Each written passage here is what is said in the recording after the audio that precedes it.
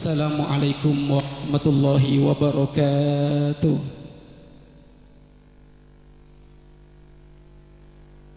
Alhamdulillah. Alhamdulillahilladzi ikhtara min ibadihi wa mayyazahum bihidayatihi wa akramahum bin nabiyyihi wa azzahum bidinihi wa sallallahu wa sallama ala habibi rabbil alamin sayyidina wa maulana Muhammad sallallahu alaihi wasallam wa ala alihi wa ashabihi wattabi'ina lahum bi ihsanin ila yaumiddin. Allahumma ya rabbana bi hurmati hadzal nabiyil karim ij'alna min khiyari ummati wasturna bidhailil hurmati wahsyurna ghadan fi zumrati wasta'mil alsinatana fi madhi wa nusrati wa ahyina mutamassikina bisunnati wa ta'ati. Allahumma ya rabbana urzuqna ziyaratan nabi kulla sana, urzuqna ziyaratan nabi kulla sana, urzuqna ziyaratan nabi kulla sana wa la taj'alna minal ghafilina anka wa la anhu qadrasina. Allahumma ya rabbana ij'al hadzal nabiyil karim lana syafi'a, ij'al hadzal nabiyil karim lana syafi'a. Allahumma ya rabbana urzuqna at-taubata qabla al-maut wasyahadata 'indal maut wal jannata ba'dal maut. Amma ba'd. Para hadirin hadirat, pecinta-pecinta Nabi Muhammad, perindu-perindu Nabi Muhammad sallallahu alaihi wasallam. Tidak lupa cucu Rasulullah, keturunan dari baginda Nabi Muhammad sallallahu alaihi wasallam yang hadir di tengah-tengah kita, beliau Al-Karim Ibnul Karim Sayyidina Al-Habib Ja'far Al-Hadi. Mudah-mudahan kehadiran beliau menjadi kita semuanya dicintai oleh Nabi Muhammad sallallahu alaihi wasallam. Tidak lupa juga hadir di tengah-tengah kita beliau adik dari Habib Salim Al-Attas, Habib Bakir Al-Attas. Mudah-mudahan dengan kehadiran beliau juga senantiasa kita semuanya diaku sebagai umat Nabi Muhammad sallallahu alaihi wasallam. Dan juga tidak lupa segenap para ulama, para kiai, para ustadz, tokoh masyarakat dan para jajaran pemerintah. Dan juga tidak lupa guru besar kami Buya Yahya, yang mudah-mudahan beliau senantiasa diberi kesembuhan oleh Allah, senantiasa dipanjangkan umurnya dalam keadaan taat dan sehat walafiat. Para jamaah perindu Nabi Muhammad sallallahu alaihi wasallam, nasihat demi nasihat tadi Anda sudah menyimak. Apa yang dinasihatkan oleh beliau Habib Ja'far Al-Hadi sungguh sangat menyentuh, menggugah hati kita untuk senantiasa rindu dan cinta kepada Nabi Muhammad SAW. Tapi ingat, orang yang rindu kepada Nabi Muhammad, pecinta Nabi Muhammad, disebutkan di dalam salah satu kitab At-Tiba. Di situ disebutkan tanda perindu Nabi Muhammad, tanda pecinta Nabi Muhammad, disebutkan waqad jadu bidumu'i sawakib. Mereka orang yang rindu untuk mencucurkan air mata. Itu termasuk salah satu orang yang rindu kepada Nabi Muhammad sallallahu alaihi wasallam. Maka ayo malam ini kita belajar menangis untuk Nabi Muhammad sallallahu alaihi wasallam. Yang pernah menangis untuk Nabi Muhammad gak bakal ditinggal oleh Nabi Muhammad. Ketahuilah para sahabat, orang-orang yang mudah mencucurkan air mata untuk Nabi Muhammad. Akan tapi kita bagaimana? Apakah kita ini sudah masuk orang yang mudah menangis untuk Nabi Muhammad? Kalau Nabi Muhammad menangis untuk kita, jangan ditanya. Beliau senantiasa menangis untuk kita. Bahkan sampai disebutkan Siti Aisyah radhiyallahu anha menemukan Nabi Muhammad lagi sujud lama, sehingga saat itu Siti Aisyah berkata, apakah Rasulullah sudah tidak ada? Kok sujudnya lama sekali? Ditunggu demi waktu, ditunggu demi waktu, agak lama, agak panjang. Tiba-tiba Nabi Muhammad saat itu berdiri dari sujudnya, dan diketemukan saat itu di tempat sujudnya berbasahan dengan air matanya Nabi Muhammad sallallahu alaihi wasallam. Maka saat selesai dari maka Siti Aisyah pun berkata, ya Rasulullah, kenapa engkau ibadah sampai sebegininya ya Rasulullah? Engkau sujud lama sekali, cucuran air matamu sampai membasahi tempat sujudmu. Apa yang kamu minta di dalam sujudmu ya Rasulullah? Tiba-tiba Nabi Muhammad berkata, ya Allah, ampunilah dosa istriku Siti Aisyah. Maka saat itu pun Siti Aisyah senang sekali di saat melihat jawaban Rasulullah seperti itu. Bahkan sampai diketemukan wajah Siti Aisyah tersipu malu gembira karena doanya Nabi Muhammad SAW. Maka Nabi Muhammad pun berkata, Aisyah, apakah engkau senang dengan doa yang aku panjatkan ini? Benar Rasulullah, bagaimana tidak senang? Yang dari dulu aku ingin dengar dari lidahmu yang mulia doa pengampunan untuk diriku ya Rasulullah, dan sekarang telah engkau ucapkan. Ketahuilah Aisyah, setiap malam aku hanya minta doa pengampunan untuk umatku. Setiap malam aku memintakan doa pengampunan untuk umat. Jadi beliau berbanyak basa-basa di saat sujud, air matanya berlinang, ternyata untuk minta pengampunan kita, umatnya yang diri oleh Nabi Muhammad SAW. Jangan ditanya Nabi Muhammad kalau menangis untuk kita, jangan ditanya. Sebelum beliau meninggal, sebelum beliau wafat, ternyata di saat beliau dikasih pilihan, apakah engkau akan menghadap kepada Allah ataukah dengan umatmu?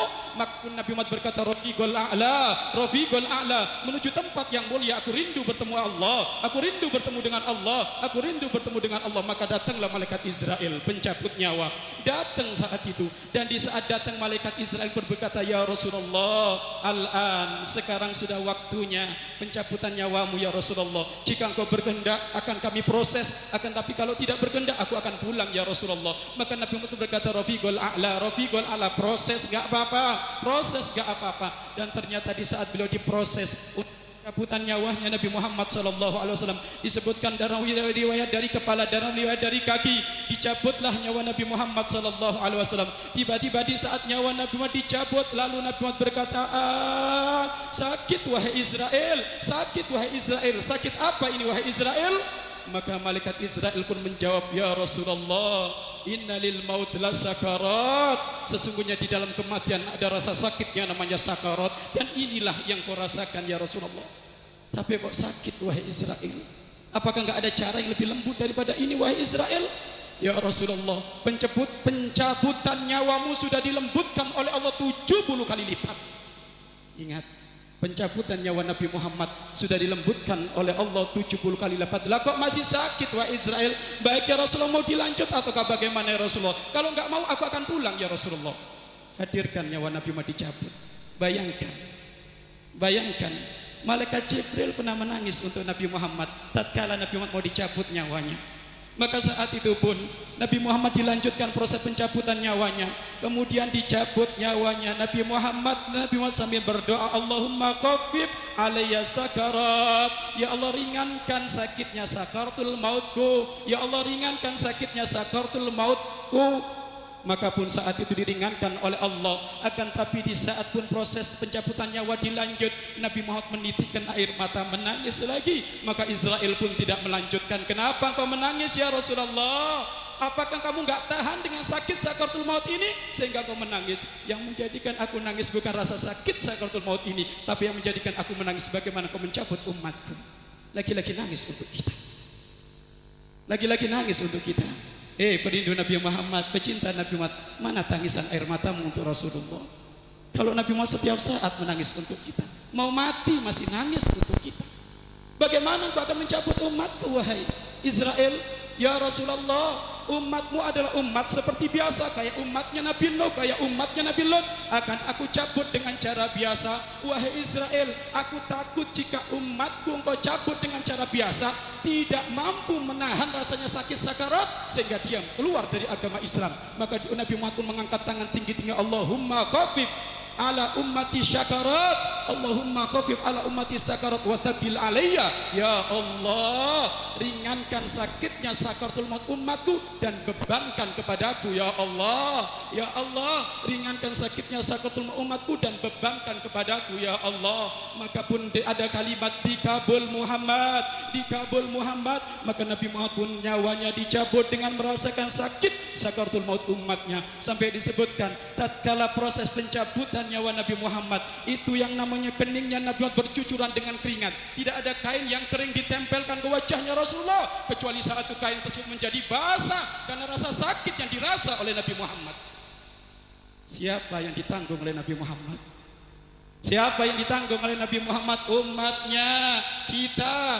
maka Anda semuanya rasa sakitnya sudah ditanggung oleh Nabi Muhammad. Maka makna ini harus difahami, disadari, sehingga hati kita biar gak ada siapapun kecuali Nabi Muhammad sallallahu alaihi wasallam.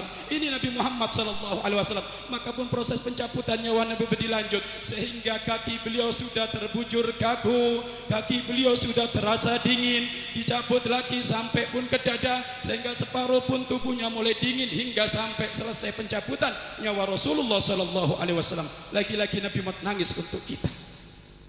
Bukan hanya itu saja. Tatkala malam Jumat, di saat amal disodorkan kepada Allah Subhanahu wa taala, disebutkan dalam satu riwayat bahwasanya penyodoran buku amal umatnya Rasulullah itu terjadi antara malam Jumat atau hari Jumat.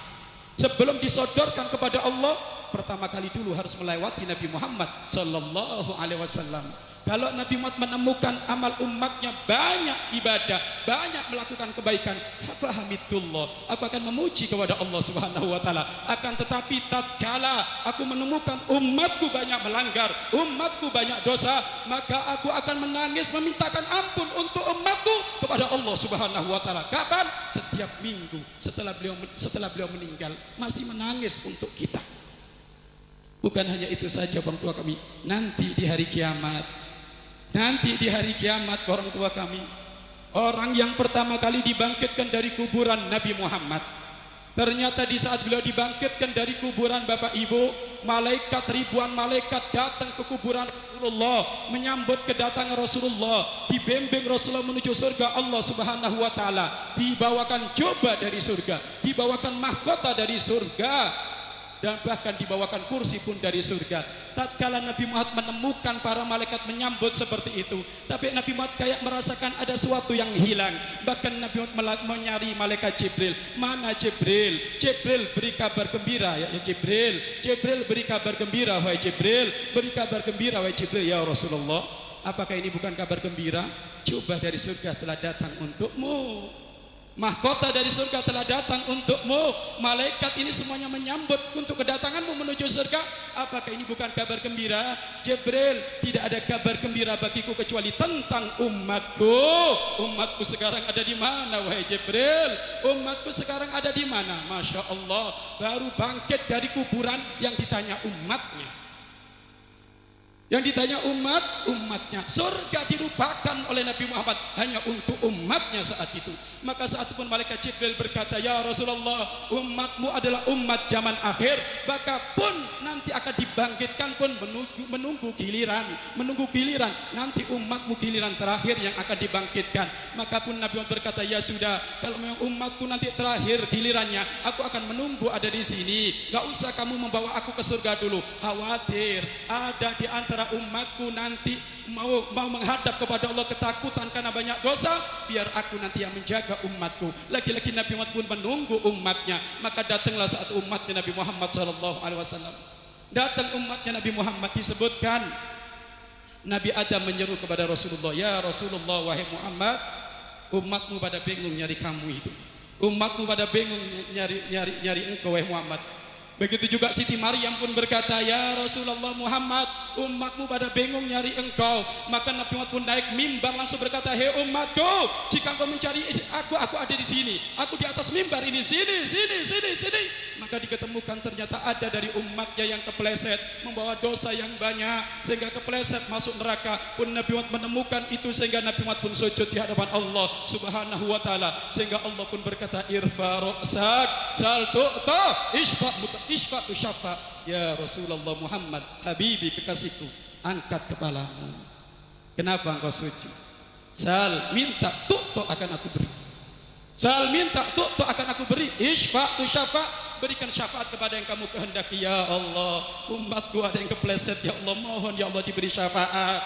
Diangkat oleh Nabi Muhammad SAW, masuk surga itu umatnya. Kemudian lagi ada umat yang kepleset, disebutkan Nabi Muhammad sujud kepada Allah sampai 3 kali. Nabi Muhammad sujud kepada Allah sampai 3 kali, dan sujud yang paling terakhir ini sujudnya lama sekali, karena yang terakhir yang diberi syafaat ini umat-umat yang kebangetan. Umat-umat yang kebangetan. Thuluthun ya'tunu ya'tu bidunu, thuluthun ya'tuna bidunubim khotoya idom. Mereka datang membawa dosa yang sangat gede, membawa dosa sangat gede. Ma wajadna illa ka'amsalil jibal, kata malaikat, aku enggak menemukan dosa mereka kecuali kayak gunung yang terakhir ini. Enggak menemukan aku dosa dari umat yang terakhir ini kecuali ka'amsalil jibal, kayak gunung. Ghairu annahum yashhadu alla ilaha illallah wa asyhadu anna muhammadar rasulullah. Hanya saja dia matinya membawa iman Islam, dia matinya ada cinta kepada Rasulullah sallallahu alaihi wasallam. Maka oleh Nabi Muhammad pun diberi syafaat, dikasih pertolongan oleh Nabi Muhammad melalui syafaat dari Allah Subhanahu wa taala. Maka pun Allah menjawab, fa yaqul haqq wa izzati wa jalali la ja'altu man akhlasu li bisyahadati kaman kadzdzaba bi adkhiluhumul jannata bi rahmati. Allah pun menjawab, orang yang syahadatnya ikhlas karena aku, maka dia tidak akan aku dustakan seperti halnya orang yang berdusta dalam urusan syahadat. Maka masuklah kamu semuanya, malaikat masukkan mereka semuanya ke surga dengan rahmatku. Ini Nabi Muhammad lagi-lagi nangis untuk kita. Sekarang orang tua kami, ayo kita tengok para sahabat bagaimana, apakah beliau sering nangis untuk Nabi Muhammad? Jangan ditanya. Pertama malaikat Jibril alaihi salam, beliau pernah menangis untuk Nabi Muhammad sallallahu alaihi wasallam. Malaikat Jibril pernah nangis tatkala Nabi Muhammad dilempari batu di Taif. Nabi Muhammad lagi ceramah di kota Taif. Ternyata di kota Taif Nabi Muhammad gak disambut kecuali dilempar batu. Ustadz Kiai, kelakuanmu tidak seenak zaman sekarang. Kalau Nabi Muhammad dahulu di saat beliau berceramah ternyata dilempari batu, bahkan dilempari sandal, dibilang orang gila. Tapi ustadz di zaman sekarang kemana-mana sudah disambut. Maka kalau ustadznya nggak aktif, ustadznya nggak semangat, keterlaluan. Padahal zaman kita lebih enak daripada zamannya Rasulullah sallallahu alaihi wasallam. Tatkala Nabi Muhammad dilempari batu, dilempari sandal sampai Nabi Muhammad merasakan sakit. Ya, itu Nabi Muhammad minta izin kepada pembesar-pembesar kota Taif. Pembesar-pembesar kota Taif, kalau kamu memang enggak mau masuk Islam, kalau memang kamu enggak mau dengar apa yang aku sampaikan, maka tolong jangan siksa aku, izinkan aku keluar dari tempat ini. Tapi pembesar-pembesar kota itu berkata, enggak Muhammad, kamu ini orang kurang ajar, berani masuk ke sini, kamu berani berdakwah di tempat ini, awas, kamu enggak boleh keluar dari tempat ini kecuali bermasalah dengan anggota tubuhmu. Subhanallah, Nabi Muhammad mau dibikin cacat orang tua kami. Maka benar Bapak Ibu, Nabi Muhammad tidak menemukan pintu-pintu celah-celah untuk keluar. Ternyata ada satu pintu, dan ternyata di antara satu pintu itu sudah berjejer ada 10 orang yang kekar tubuhnya. Kalau Nabi Muhammad lewat ke situ pasti akan terjadi sesuatu. Tapi Nabi Muhammad tawakal kepada Allah. Bismillahirrahmanirrahim, aku harus keluar dari kota Taif. Maka benar Nabi Muhammad pun keluar dari kota Taif saat itu. Dan ternyata di saat melewati satu barisan dari orang-orang yang kekar, tiba-tiba dari kanan ada yang menempeleng, ada yang memukul wajahnya Nabi Muhammad, sehingga Nabi Muhammad pun tersungkur ke arah kiri. Lalu dari kiri pun ada yang nimpali, pun Nabi Muhammad tersungkur ke arah kanan. Bahkan Nabi Muhammad didorong ke depan, jatuh lagi, dibangkitkan lagi, dipukul lagi, jatuh lagi, dibangkitkan, dipukul terus sampai Nabi Muhammad keluar dari barisan kota Taif tersebut. Ternyata beliau keluar, orang tua kami, dalam keadaan tidak bisa berdiri beliau karena banyaknya pukulan yang menderai.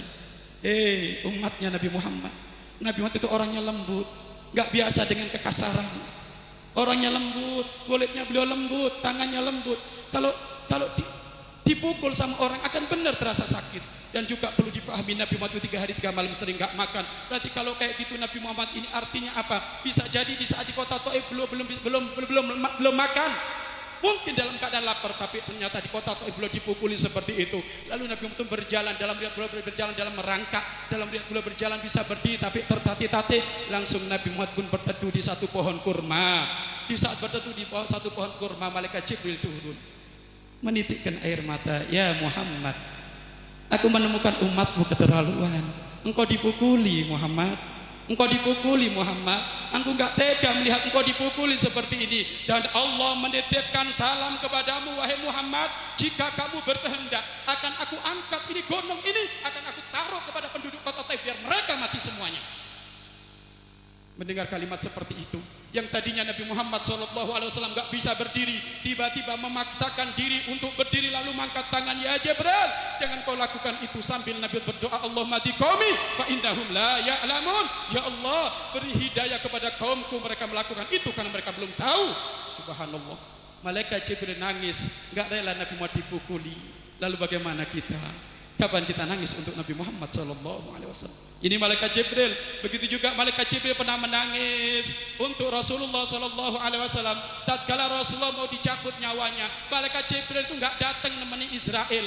Maka saat itu Nabi Muhammad berkata, mana Jibril? Apakah Jibril jijik kepadaku sehingga di saat nyawaku dicabut kok dia nggak nemeni aku? Apa jawaban Jibril? Ya Rasulullah, aku ada di daun pintu ya Rasulullah, di balik daun pintu. Kenapa engkau sembunyi di balik daun pintu? Ya Rasulullah, mana ada kekasih yang tega melihat kekasihnya dicabut nyawanya. Gak tega malaikat Jibril, karena kecintaannya kepada Nabi Muhammad SAW. Bagaimana kecintaan kita? Kapan tangisan kita untuk Nabi Muhammad SAW? Ini malaikat Jibril. Begitu juga Sayyidina Abu Bakar, bagaimana beliau?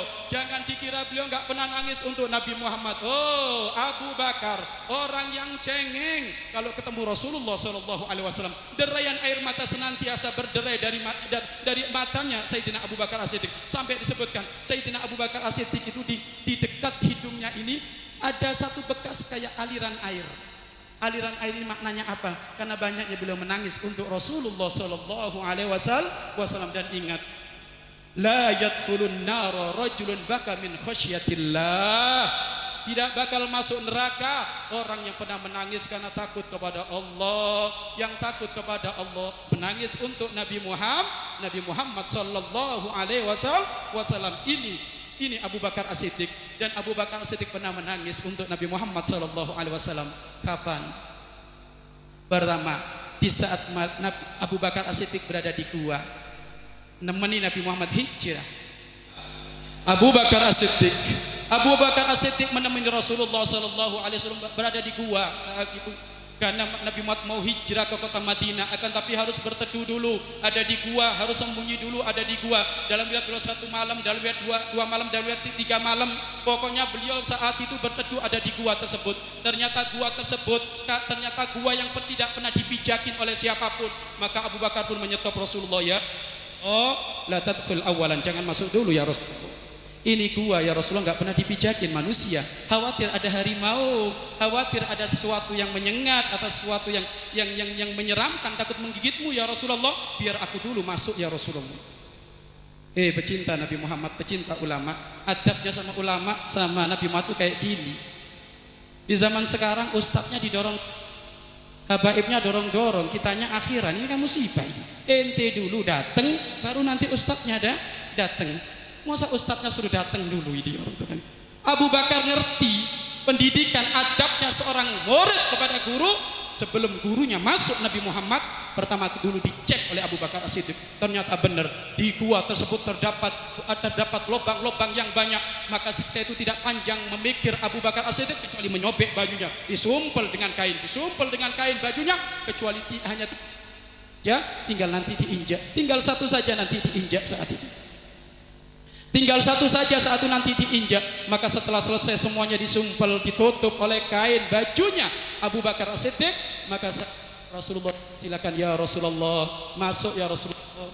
Al-makan pejahis ya Rasulullah, tempat sudah siap ya Rasulullah. Maka pun Nabi Muhammad masuk sallallahu alaihi wasallam. Masuk Nabi Muhammad sallallahu alaihi wasallam masuk saat itu, dan ternyata Nabi Muhammad dalam keadaan keletihan. Maka Abu Bakar pun saat itu duduk, Nabi Muhammad pun duduk, dan ternyata di saat Nabi Muhammad duduk, lalu Nabi Muhammad langsung tidur di pangkuannya Abu Bakar As-Siddiq. Subhanallah, alangkah senangnya Abu Bakar As-Siddiq, pahanya ditiduri oleh Nabi Muhammad SAW. Orang yang membenci Abu Bakar, nih tengok sejarahnya Abu Bakar. Mana ada orang yang istimewa kecuali saat itu pahanya pernah ditiduri oleh Rasulullah, yaitu Abu Bakar As-Siddiq. Dalam arti apa? Rasulullah saat itu ternyata tidur ada di pahanya Abu Bakar As-Siddiq. Maka di saat Rasulullah tidur di pahanya Abu Bakar As-Siddiq, maka Abu Bakar As-Siddiq pun pelan-pelan di dalam mengambil nafas, gak mau banyak gerak biar Nabi Muhammad tidurnya biar nyenyak. Maka pun Abu Bakar di dalam melepaskan nafasnya pelan-pelan, ternyata dari lubang yang ditutup dengan kakinya, dalam riwayat lubang yang ditutup dengan tangannya, ternyata ada sesuatu yang menyengat, sesuatu yang menggigit dan sakit sekali, gigit sekali, terasa sakit. Tapi Abu Bakar nggak mau melepas, takut kalau ini dilepas ternyata ular atau kalajengking keluar sehingga gigit Nabi Muhammad Sallallahu Alaihi Wasallam. Tidak oleh Abu Bakar As-Siddiq, tangan bisa menahan, tubuh beliau bisa menahan, terus sengatan terus menderah ke tangan beliau, maka ternyata air mata beliau tidak bisa menahan. Kenapa? Karena sakit kali sengatan tersebut. Maka pun Abu Bakar As-Siddiq itu menangis. Maka di saat Abu Bakar menangis, lalu air mata itu menetes di pipinya Nabi Muhammad Sallallahu Alaihi Wasallam. Maka Nabi Muhammad pun terbangun. Abu Bakar, kenapa engkau nangis? Apakah engkau takut wahai Abu Bakar? Apa pendapatmu jika kita berdua ada di sini?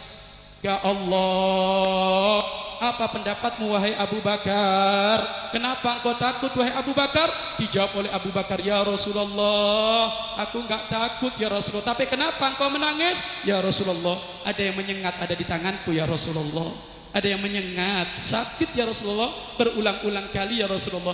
Aku sudah coba menahan tubuhku menahan, tapi ternyata air mataku tidak bisa tertahan ya Rasulullah. Mohon maaf. Maka ditengok ternyata saat itu tangannya sudah hitam lebam karena sengatan ular, dalam riwayat kalajengking.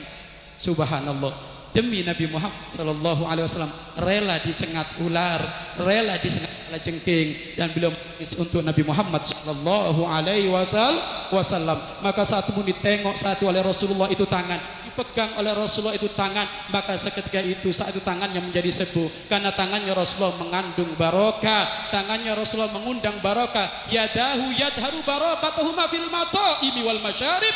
Tangannya Nabi Muhammad akan nampak keberkahan jika memegang minuman, jika memegang makanan, apalagi memegang penyakit, maka penyakit itu akan sembuh. Bahkan memegang hatinya orang yang keras, seketika itu kalau dipegang oleh Rasulullah maka hatinya akan lembut karena tangannya adalah tangan yang barokah. Kenapa kok tangannya barokah? Gak pernah melanggar Allah. Inilah Nabi Muhammad Sallallahu Alaihi Wasallam. Abu Bakar pernah menangis untuk Nabi Muhammad Sallallahu Alaihi Wasallam. Sayyidina Umar, jangan ditanya, Sayyidina Umar pun gak pernah menangis untuk Nabi Muhammad. Sayyidina Umar pun orang yang pernah menangis untuk Nabi Muhammad. Tatkala terjadi di saat Sayyidina Umar bin Khattab menjadi khalifah, menjadi presiden, tiba-tiba Sayyidina Umar bin Khattab itu mengelilingi kota Mekah, dan ternyata diketemukan di kota Mekah itu ada satu talang yang nongol gitu. Talang itu tempat aliran air dari hujan yang nongol, kelihatan tidak indah. Tiba-tiba oleh Sayyidina Umar diambil itu talang, kemudian talang itu ditaruh ada di tempat gudang negara saat itu. Lalu kemudian Abdullah ibnu Abbas melewati satu tempat tersebut. Tiba-tiba di saat sudah melewati satu tempat tersebut, tiba-tiba balik lagi. Kayaknya ada sesuatu yang hilang di sini. Ada apa ya? Kok kayaknya ada sesuatu yang hilang? Ada apa? Nengok ke bawah, nengok ke kiri, nengok ke kanan, nengok ke atas. Oh iya, mana talang yang ada di sini? Siapa yang ngambil talang ada di sini? Maka pun Abdullah ibnu Abbas pun bertanya kepada orang yang sempat, kaum yang berada di tempat ini, siapa yang mencabut talang di atas ini? Maka pun ternyata dari situ menjawab, yang cabut talang tersebut adalah Khalifah Presiden Umar bin Khattab. Oh, Khalifah Umar bin Khattab? Iya. Maka pun Abdullah ibnu Abbas pun datang kepada Sayyidina Umar bin Khattab. Diketok pintunya Sayyidina Umar bin Khattab. Assalamualaikum, mambil bab, kata Sayyidina Umar bin Khattab. Ana Abdullah ibnu Abbas. Siapa di pintu? Saya Abdullah ibnu Abbas. Maka Sayyidina Umar pun bergegas menyambut, karena biasanya Abdullah ibnu Abbas gak mau deket-deket kepada pemerintahan, gak mau deket-deket kepada pemerintah negara lain. Ini kok tumben-tumben Abdullah ibnu Abbas ini kok datang ke saya ini, pasti ada sesuatu yang penting ini. Maka segera disambut oleh Umar bin Khattab, dibuka pintunya saat itu. Baik Abdullah ibnu Abbas, ada apa kau tumben ke sini? Tentu ada sesuatu yang penting. Umar, saya mau bertanya Umar, siapa yang lepas talang yang ada di pojok kota Madinah sana? Kata Sayyidina Umar, ya Allah, kamu datang ke sini hanya urusan talang saja? Enggak, siapa yang lepas itu? Siapa yang lepas? Saya. Tahukah kamu wahai Umar, siapakah yang masang talang di pojok kota Madinah sana? Siapa emangnya Abdullah ibnu Abbas? Ketahuilah Umar, yang masang adalah Nabi Muhammad. Kok bisa? Kok berani kamu melepas talangnya Nabi Muhammad Sallallahu Alaihi Wasallam? Sambil Abdullah ibnu Abbas menangis, maka pun Sayyidina Umar menangis, tubuhnya gemetar. Jadi yang memasang Rasulullah, jadi yang memasang Rasulullah. Iya guna wahai Umar. Maka pun Sayyidina Umar pun nyari ke gudang, diambil, ayo kita pasang lagi kembali, ayo kita pasang lagi kembali.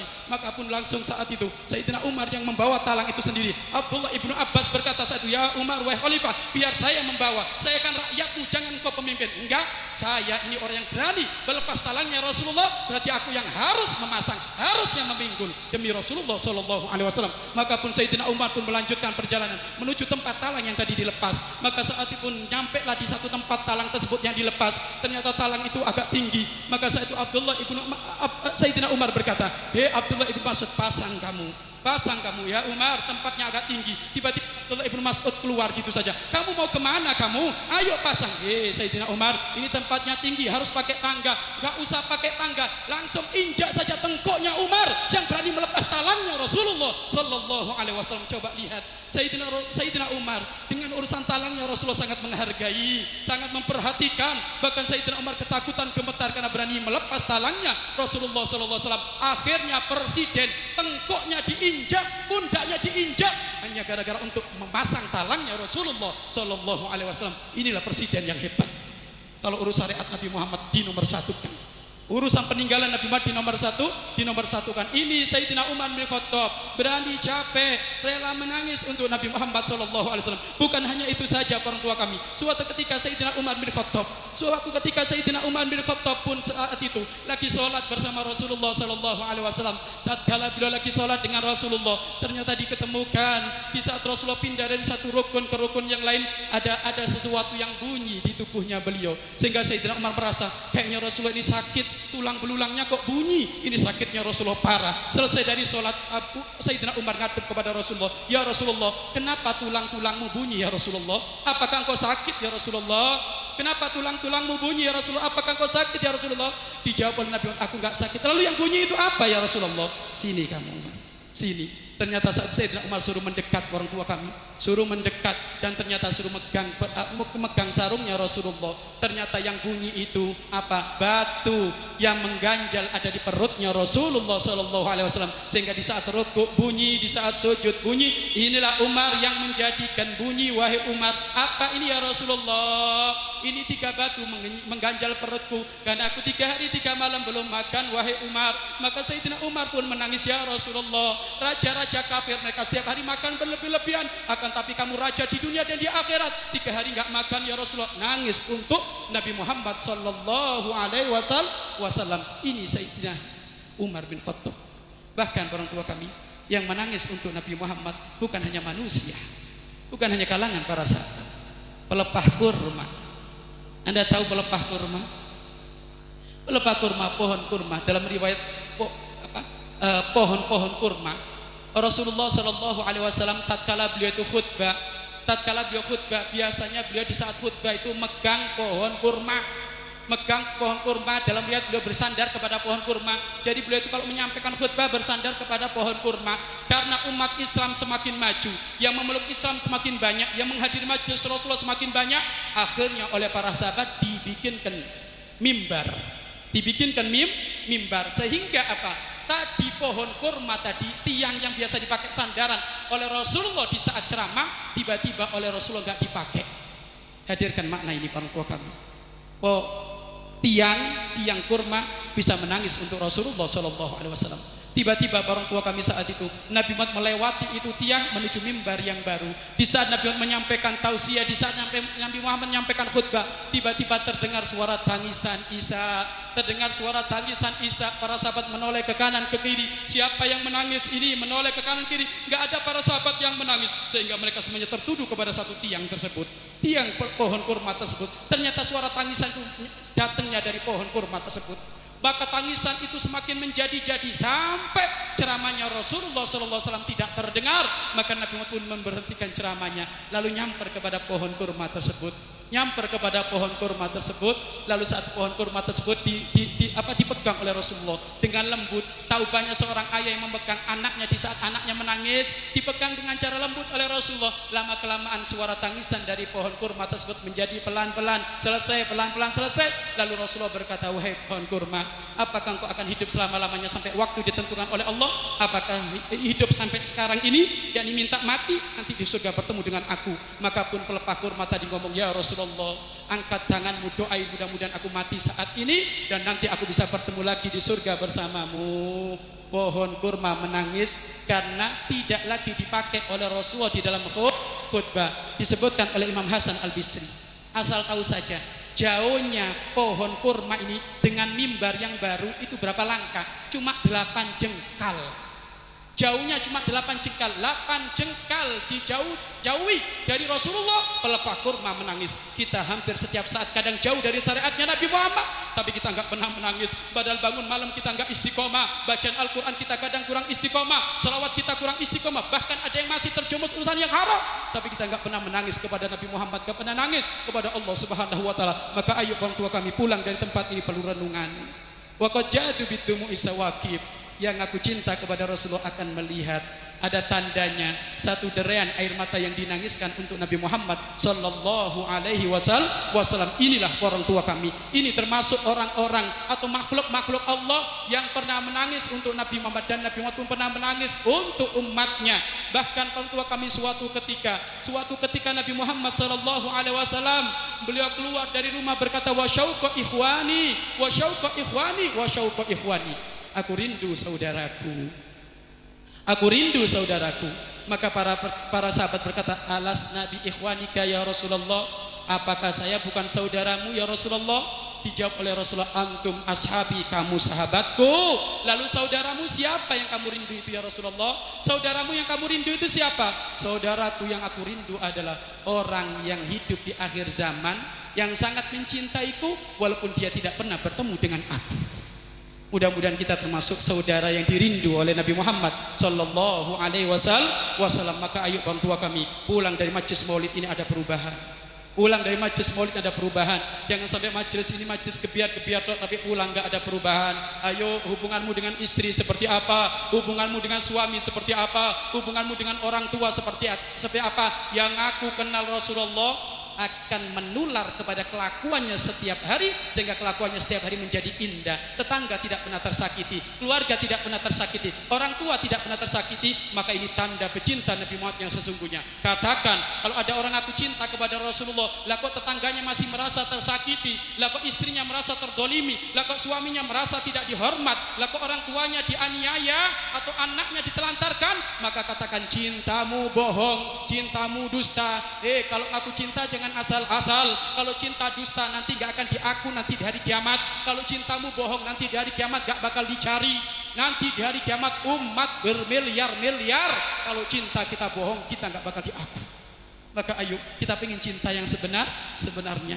Ayo kita pengen cinta yang sebenarnya. Maka pulang dari tempat ini orang tua kami nanti sujud syukur.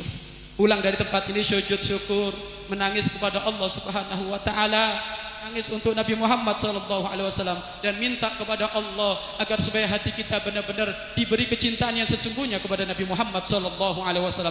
Cerita terakhir orang tua sahabat Bilal bin Rabah. Sahabat Bilal bin Rabah, orang yang benar-benar sering menangis untuk Nabi Muhammad sallallahu alaihi wasallam. Sahabat Bilal bin Rabah itu tukang adzannya Nabi Muhammad. Tukang adzannya Nabi Muhammad. Semenjak Rasulullah meninggal, sahabat Bilal enggak mau adzan lagi. Disuruh oleh Abu Bakar, adzan kamu Bilal. Enggak wahai Abu Bakar. Kenapa kamu enggak mau adzan? Abu Bakar, kalau adzan Abu Bakar, dulu setiap aku adzan selesai pasti aku datang nyamper ke rumahnya Rasulullah berkata, ya Rasulullah waktu sholat tiba. Sekarang bagaimana Abu Bakar? Aku enggak bisa wahai Abu Bakar. Aku enggak bisa adzan wahai Abu Bakar, karena saat aku adzan aku akan ingat Nabi Muhammad sallallahu alaihi wasallam.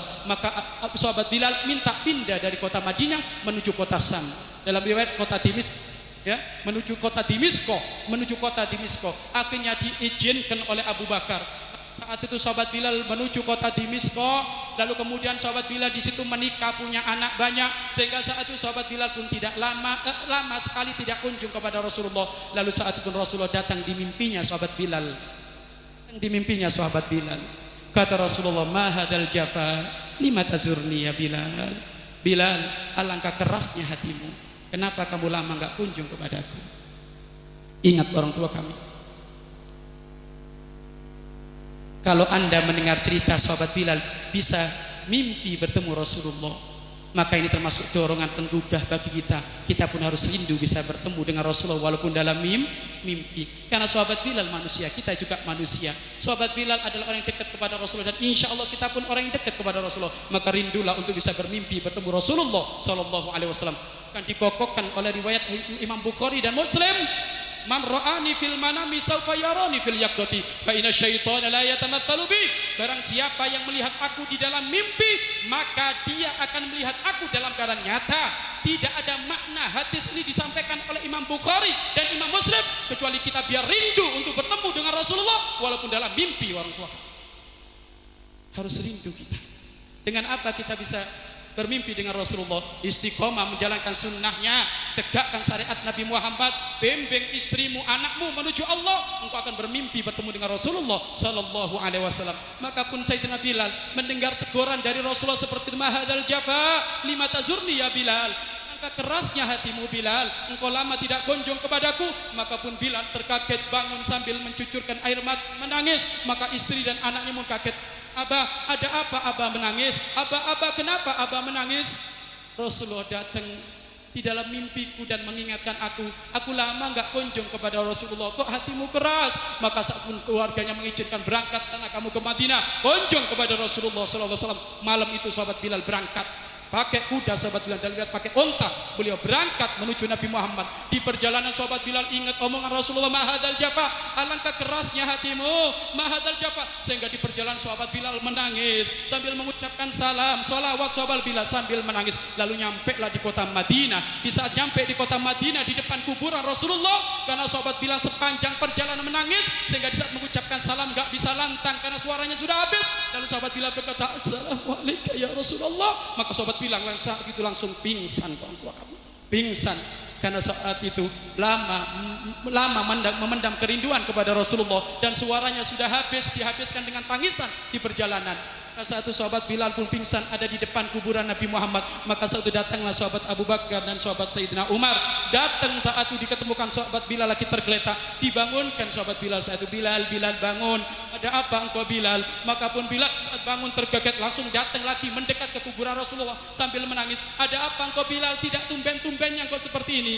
Wahai Khalifah Abu Bakar dan Umar, aku ditegur oleh Rasulullah, hatiku kok keras. Aku gak pernah kunjung kepada Rasulullah. Aku takut nanti di surga ditinggal oleh Nabi Muhammad. Aku takut di hari kiamat nanti ditinggal oleh Nabi Muhammad. Maka sahabat Bilal pun melanjutkan tangisannya kepada Rasulullah sambil mengucapkan salam kepada Rasulullah. Maka Abu Bakar dan Umar berkata, hei Bilal, yang pernah menangis untuk Nabi Muhammad gak bakal ditinggal oleh Nabi Muhammad Sallallahu Alaihi Wasallam. Kamu gak bakal ditinggal wahai Bilal, kamu enggak ditinggal wahai Bilal. Maka mendengar kalimat seperti sahabat Bilal agak lega. Maka pun Abu Bakar pun menyuruh sahabat Bilal, Bilal kamu adzan, mumpung kamu kesini, kamu sudah lama enggak pernah adzan, ayo adzan.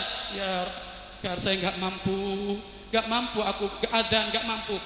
Sayyidina Umar pun meminta adzan kamu Bilal. Enggak wahai Umar, saya enggak mampu untuk adzan. Maka ternyata satu datanglah dua anak pemuda yang masih kecil. Saat itu datang nyamperin sahabat Bilal, memeluk sahabat Bilal, paman. Datang saat dipeluk. Maka pun sahabat Bilal itu menjerit, Allahu Akbar, ya Allah, aku rindu kepada datuknya, rindu kepada kakaknya Rasulullah, dan sekarang kau kirim cucunya. Dan sungguh bau tubuhnya cucunya Nabi Muhammad hampir seperti baunya Nabi Muhammad Sallallahu Alaihi Wasallam. Maka dipeluklah anak kecil tersebut, dua-duanya dipeluk oleh sahabat Bilal. Tanda kerinduannya sahabat Bilal kepada Rasulullah dilampiaskan kepada anak kecil ini, yaitu cucunya Rasulullah Sallallahu Alaihi Wasallam. Disebutkan orang tua kami, Sayyidina Hasan itu pusar ke atas mirip Rasulullah Sallallahu Alaihi Wasallam. Adapun kalau sahabat Sayyidina Husain itu pusar ke bawah, itu mirip Rasulullah Sallallahu Alaihi Wasallam. Dan cucunya Rasulullah Hasan Husain bau wanginya seperti Rasulullah Sallallahu Alaihi Wasallam. Dan ingat, Hasan dan Husain ini pemimpin pemuda ahli surga Allah Subhanahu Wa Taala nanti di hari kiamat. Dan ini orang tua kami. Akhirnya ternyata bapak ibu saat itu Sayyidina Hasan Husain pun meminta, paman, mumpung kamu di sini paman, ayo adzan. Noleh sahabat Bilal kepada Umar. Tiba-tiba Abu Bakar Umar berkata, mengisarkan, penuhin kan. Maka saat itu dipenuhin oleh sahabat Bilal sambil wahai cucu Rasulullah, tadi Abu Bakar minta aku adzan, tadi Sayyidina Umar minta aku adzan, tapi aku gak mau. Tapi sekarang kau minta aku adzan, gak mungkin aku menolak kamu. Kalau menolak kamu berarti aku menolak Rasulullah sallallahu alaihi wasallam. Maka saat itu orang tua kami orang-orang dikumpulkan. Baru dikumpulkan ada di Masjid Nabawi, di masjidnya Rasulullah sallallahu alaihi wasallam. Di saat sahabat Bilal berjalan di kerumunan orang, orang tua kami ternyata banyak orang sudah mulai menangis di saat melihat tubuhnya sahabat Bilal. Kenapa mereka kok bisa menangis di saat melihat tubuhnya sahabat Bilal? Karena di saat melihat Bilal ingat Rasulullah sallallahu alaihi wasallam. Ini tukang adzannya Nabi Muhammad. Ini orang yang dekat dengan Nabi Muhammad. Sehingga banyak di antara para jamaah saat itu menangis karena rindu kepada Nabi Muhammad sallallahu alaihi wasallam. Maka sahabat Bilal pun naik ke menara. Di saat naik ke menara pun ada yang mengatakan menyeru dari bawah, adzan cepat dikumandangkan Bilal, sudah nyampe waktunya Bilal. Maka pun sahabat Bilal pun beradzan, Allahu akbar, Allahu akbar, Allahu akbar, Allahu akbar. Dajjati ahli Madinah, orang-orang ahli Madinah pada kaget orang tua kami. Abu Isa, Rasulullah, apakah Rasulullah sedang diutus lagi? Apakah Rasulullah sudah dibangkitkan lagi? Ini kan suara Bilal yang pernah adzan di zamannya Rasulullah. Apakah Rasulullah diutus lagi? Sehingga orang-orang yang ada di rumah keluar, orang-orang yang ada di pasar meninggalkan tokonya, mereka semuanya berangkat ke masjid. Abu Isa, Rasulullah, Abu Isa, Rasulullah. Mereka semuanya datang ke kota Madinah, mereka datang semuanya ke Masjid Nabawi, Masjid Rasulullah. Asyhadu an la ilaha illallah, asyhadu an la ilaha illallah. Mereka para jamaah banyak yang menangis dan bahkan ada di antara mereka yang berjatuhan. Puncaknya di saat nyampe asyhadu anna Muhammadar Rasulullah, sahabat Bilal enggak bisa melanjutkan kecuali sahabat Bilal saat itu pingsan. Dan banyak para jamaah yang pingsan. Kenapa mereka kok bisa seperti itu orang tua kamu? Karena rindu yang sangat kepada Nabi Muhammad sallallahu alaihi wasallam. Bilal yang rindu sekali kepada Rasulullah sehingga enggak bisa melanjutkan adzan sampai hanya kalimat asyhadu anna Muhammadar Rasulullah. Sahabat Bilal langsung saat itu pingsan, maka tidak bisa melanjutkan adzannya lagi. Inilah orang tua kami, kisah-kisah yang menggugah hati kita untuk semakin rindu kepada Rasulullah sallallahu alaihi wasallam. Belajar nangis untuk Nabi Muhammad. Pulang dari tempat ini menangis. Kalau baca sholawat belajar nangis. Sholawat Anda dengan asal-asalan. Zaman sekarang kalau baca sholawat asal-asalan hanya ngebut dapatnya 3000 tok tapi nggak ada nilainya. Jangan. Memang sholawat keutamaannya khusyuk nggak khusyuk diterima oleh Rasulullah. Tapi kalau khusyuk lebih diterima lagi. Kan gitu. Ini orang ini memahami omongan ustadz keliru. Ente baca sholawat ya khusyuk nggak khusyuk diterima. Akhirnya naudzubillah min dzalik, nonton film, nonton bola, baca sholawat, musibah. Jangan baca sholawat yang khusyuk, hadirkan. Bahkan Habib Ali Al-Jufri beliau berkata, tolong kalau engkau baca sholawat di saat nyampe kalimat Muhammad, fahami dengan hatimu. Allahumma sholli ala Muhammad, rasakan dengan hatimu biar kamu belajar ada getaran di dalam hatimu di saat menyebut nama Rasulullah sallallahu alaihi wasallam. Inilah orang tua kami, tanda orang yang cinta Rasulullah. Dia akan banyak menangis untuk Nabi Muhammad sallallahu alaihi wasallam. Ulang kita tes diri kita. Ayo kita lebih banyak menangis untuk siapa? Lebih banyak menangis untuk siapa? Kalau nangis dibanyakan orang kayak gini orang tua kami, mohon maaf ini bisa action. Gak enak kalau gak nangis ini. Ceritanya kayak gitu masa nggak nangis? Tangisanmu yang sesungguhnya nanti ulang di saat istrimu tidur, anakmu tidur, kamu menghadap pada Allah berdoa lalu menangis. Itulah tangisan yang hebat. Ya, itulah tangisan yang hebat. Dan bahkan orang yang bisa menangis di saat tidak banyak orang, ini termasuk orang yang bakal mendapatkan naungan dari Allah nanti di hari kiamat. Di saat tidak ada orang yang mendapatkan naungan dari Allah Subhanahu wa taala, rajulun dzakarallahu khalian fafadat aina, seorang laki-laki yang berzikir kepada Allah dalam keadaan hening, sepi, anak istrinya tidur, suaminya tidur, dia bangun, enggak ada orang yang tahu, kemudian menangis, sambil baca astagfirullahaladzim, menangis, baca salat, nangis. Maka inilah nanti akan mendapatkan naungan dari Allah. Inilah nanti akan mendapatkan pengakuan sebagai umat Nabi Muhammad sallallahu alaihi wasallam. Ini saja barangkali yang kami sampaikan. Mohon maaf kami tidak mau menyampaikan banyak-banyak karena Habib Ja'far tadi 30 menit ya. Kalau saya lebih dari 30 menit berarti saya enggak adab gitu. Jadi sama, kalau Habibnya 30 menit ya saya 30 menit. Kalau Habibnya 5 jam saya 5 jam kan gitu. Ya, enggak boleh. Saya diajarin oleh Buya enggak boleh mendahului Habib. Iya kan gitu. Makanya mohon maaf punten ya Habib ya. Jadi sedikit-sedikit ya Habib, insya Allah cukup orang tua kami. Baik, kalau boleh nambah sedikit 5 menit, kami ingin doa. Karena kami yakin di sini insya Allah ada para kekasih Allah yang doanya insya Allah dikabul oleh Allah Subhanahu wa Ta'ala. Doa 5 menit, nanti dilanjut Habib Ali, nanti dilanjut Habib Ja'far. Bismillahirrahmanirrahim. Alhamdulillahirabbil alamin. Allahumma shalli wa sallim ala sayyidina Muhammad wa ala ali sayyidina Muhammad. Allahumma arhamna wa la tu'adzibna wa ansurna wa la tahdhulna wa afina wa la tumritna wa akrimna wa la tuhinna wa atinna wa la tu'thir alaina innaka ala kulli syai'in qadir. Allahumma ya Allah, ya Allah, saksikan malam ini ya Allah, kami berkumpul untuk Nabi Muhammad ya Allah.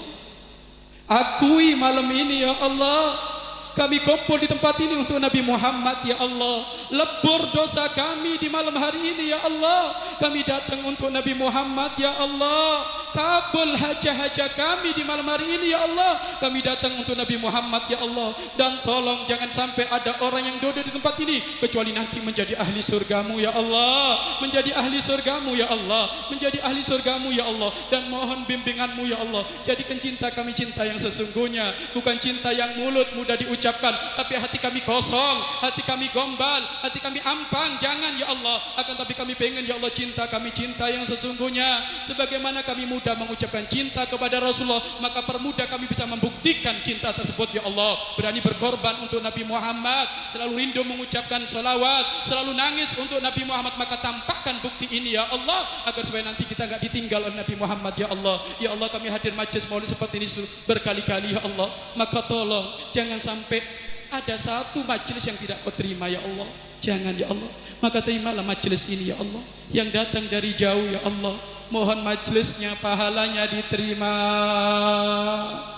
Yang sudah berkorban dengan acara ini ya Allah, baik berkorban dengan tenaga, materi atau apapun yang ia keluarkan, mudah-mudahan diterima oleh Allah, mudah-mudahan diterima olehmu ya Allah. Ya Allah, ya Allah, kami melihat malaikat Jibril menangis untuk Nabi Muhammad, kami dengar Abu Bakar menangis untuk Nabi Muhammad, kami dengar Sayyidina Umar menangis untuk Nabi Muhammad, kami dengar sahabat Bilal menangis untuk Nabi Muhammad, tapi kami jarang menangis untuk Nabi Muhammad ya Allah. Apakah hati kami keras ya Allah, sehingga susah menangis untuk Nabi Muhammad?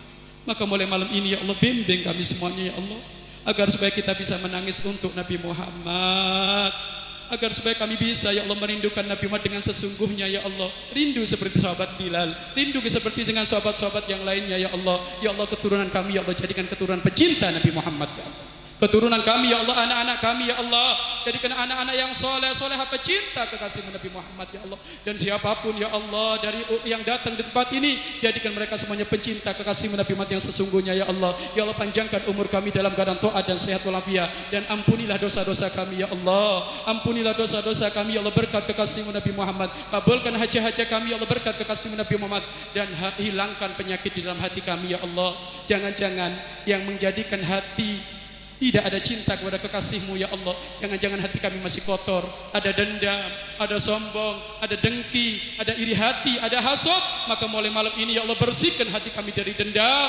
Mulai malam ini ya Allah, bersihkan hati kami dari hasad. Mulai malam ini ya Allah, bersihkan hati kami dari sombong ya Allah. Yang ada hati kami dengan ketawaduan, kelembutan, kelembutan ya Allah. Ya Allah, ya Allah, ya Allah. Siapapun ya Allah yang hadir tempat ini ya Allah, ampunilah dosa-dosanya ya Allah, dan kabullah hajat-hajatnya ya Allah. Dan siapapun ya Allah orang yang bermasalah dengan kami ya Allah, mohon diampuni dosa-dosanya ya Allah. Barangkali ada tetangga kami ya Allah bermasalah dengan kami ya Allah, kami enggak akan dendam sama beliau ya Allah, kami enggak akan dendam sama beliau, akan tapi kami minta kepadamu ya Allah, ampunilah dosa-dosa orang yang mendengki kami, ampunilah dosa-dosa orang yang bermasalah dengan kami, dan jadikan mereka yang bermasalah ahli surga dan sadar, sehingga mereka tobat di jalanmu ya Allah, mereka tobat di jalanmu ya Allah. Dan jadikan majelis ini ya Allah majelis yang kau berkahi, jadikan majelis ini ya Allah majelis yang kau berkahi. Para ulama yang duduk tempat ini, jadikan para ulama yang kau berkahi. Anak-anak yang duduk tempat ini, jadikan anak-anak yang kau berkahi. Para jamaah yang duduk tempat, jadikan para jamaah yang kau berkahi. Kendaraan-kendaraan yang dibawa ke tempat ini, mudah-mudahan kendaraan yang kau berkahi ya Allah. Toko-toko yang jadi saksi kemuliaan acara ini ya Allah, mudah-mudahan menjadi toko yang diberkahi ya Allah. Kau jauhkan dari urusan riba, yang ada rezeki yang halal. Kau jauhkan dari urusan riba, yang ada rezeki yang halal ya Allah. Ya Allah, ya Allah, ya Allah, ya Allah, ya Allah. Terakhir kami mohon kepadamu ya Allah, panjangkan umur kami ya Allah dalam keadaan taat dan sehat walafiat.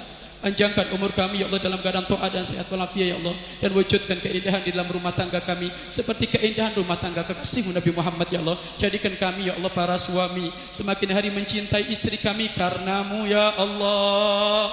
dan jadikan kami para istri ya Allah senantiasa mencintai suami kami karenamu ya Allah. Jauhkan dari keluarga kami percekcokan, jauhkan dari keluarga kami salah paham, yang ada ya Allah kelembutan, keindahan sebagai mukotimah keindahan sebelum nanti di surgamu ya Allah. Ya Allah, andaikan ada salah dari istri kami ya Allah, mohon dimaafkan ya Allah. Istri kami manusia, mohon dimaafkan ya Allah. Jika ada salah kepada suami kami ya Allah, mohon maafkan suami kami ya Allah. Suami kami manusia ya Allah, kesalahannya mohon dimaafkan. Anak kami ya Allah, kesalahannya mohon dimaafkan. Orang tua kami ya Allah, kesalahannya mohon dimaafkan. Dan siapapun yang mendahului kami ya Allah, yang sudah meninggal dari keluarga kami ya Allah, mohon dosa-dosanya diampuni, kesalahannya dimaafkan, dan amal kebaikannya mohon diterima ya Allah. Amal kebaikannya mohon diterima ya Allah. Amal kebaikannya mohon diterima ya Allah. Dan terakhir kami mohon ya Allah, sungguh ya Allah, sepanjangnya umur kami, pada waktunya kami akan menghadap kepadamu, pada waktunya kami akan meninggal. Bisa jadi malam ini malam terakhir kami di dunia ya Allah. Meninggalkan anak kami, meninggalkan pasangan kami, meninggalkan harta kami, mungkin malam ini ya Allah.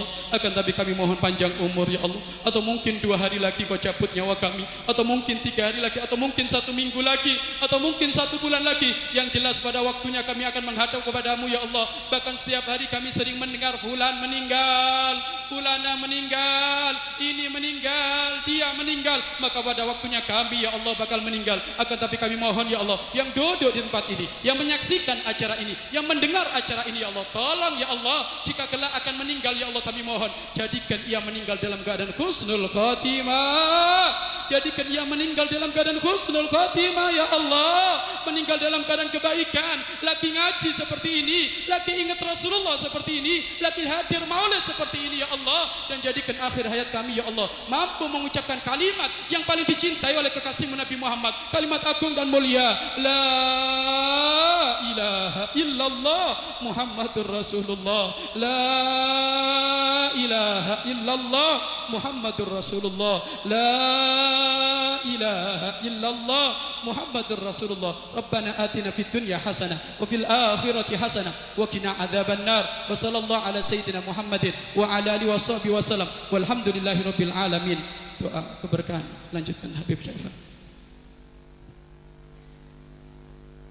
بسم الله الرحمن الرحيم الحمد لله رب العالمين اللهم صل وسلم على سيدنا محمد في الأولين والآخرين اللهم حببنا إلى النبي محمد وحبب النبي إلينا اللهم علمنا يا الله حسن محبته اللهم علمنا حسن محبته اللهم علمنا حسن محبته وأهل بيته وأصحاب الأكرمين أجمعين اللهم احشرنا يا الله يوم القيامة تحت لوائه يا الله جمعه مولد بهذه الليلة المباركة يا الله يا الله شرنا يوم القيامة تحت لواء سيدنا محمد يا الله اللهم انشرنا يا الله تحت لواء سيدنا محمد صلى الله عليه وسلم ونشرب من الحوض حوض نبينا محمد صلى الله عليه وسلم بيد شريفتين مع الذين أنعم الله عليهم من النبيين والصديقين والشهداء والصالحين وحسن أولئك رفيقا صلى الله على سيدنا محمد وعلى آله وصحبه وسلم سبحان ربك رب العزة عما يصفون وسلام على المرسلين والحمد لله رب العالمين. سر الفاتحة.